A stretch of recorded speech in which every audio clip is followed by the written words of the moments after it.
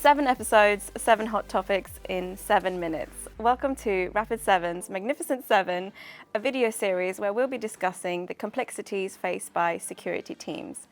We'll be sharing insights on cyber risk and discuss the ever-changing relationship between people, process and technology and how that impacts the security processes.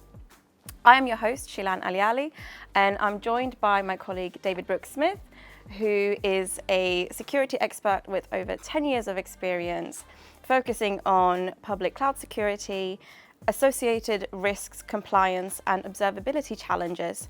And this is what we're going to be focusing on during the next 7 episodes. So, DBS, I'm going to jump straight into it.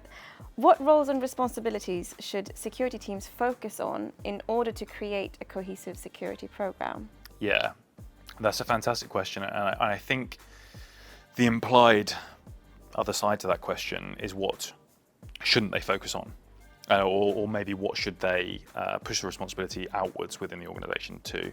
So I think if we take the thread of kind of a risk management framework, as we need to be able to observe our environment, then we need to be able to, once we can see everything, we need to understand how that is presenting us with risk. So we need to do a bit of quantification on risk. Then we need to be able to prioritize. And this is where it gets to be a little bit of a gray area. So within the prioritization, one of the things that we need to understand is that business context.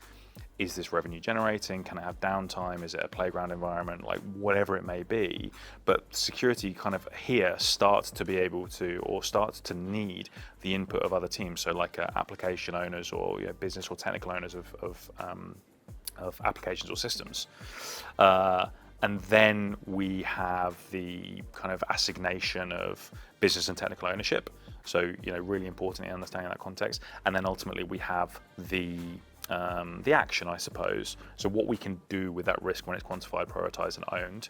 And from a personal point of view, from an individual contributor point of view, a risk can be probably accepted, mitigated or transferred. And organizationally, probably we can only accept or mitigate. And so what security need to outsource or push back onto the business is the fix or the action of what to do when that risk is defined. So what's a common mistake you see organizations make then when they are defining those roles within security programs? Yeah, absolutely. And I think it's our role, and we mustn't forget this as a security provider, to support what organizations want to do and make them be able to do that in a more frictionless and a more risk-aware or risk-free, of course that doesn't exist, but a lowered risk way.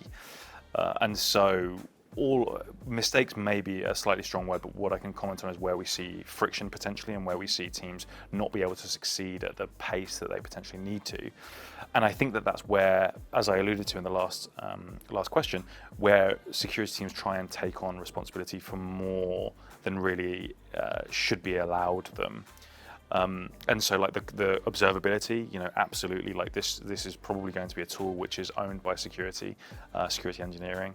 But when it comes to that, prioritization and then action through that kind of latter half of this kind of risk management framework that we're thinking about, they absolutely need to be engaging and involving business and technical owners of systems, because we have seen things and we've seen friction exist in our client base where things like security are responsible for fixes or patching or like identity principles that might be susceptible to privilege escalation or lateral movement or whatever it is, but somehow the fix of those things lands on security. And I think that then you kind of create this conflict or friction, because if a security person wants to fix a system that they don't own, how are they supposed to understand when they can do that? How can they understand how it works? So I think that the mistakes might be to have not proper delineation between business and technical ownership of these systems, which are revenue generating or playground or sandbox environments, whatever it is, and ownership of the observability and the quantification of risk. Prioritization, shared responsibility probably, but then the action and remediation. needs to be owned outside of security. So security can't really own risk, and that's, I think, one of the biggest blockers that we see in our clients. And that's a wrap on episode 1. DBS, thank you so much for joining me for this one today. Join us for the next session where we'll be talking about regulatory frameworks and best practices to consider when it comes to creating those security programs.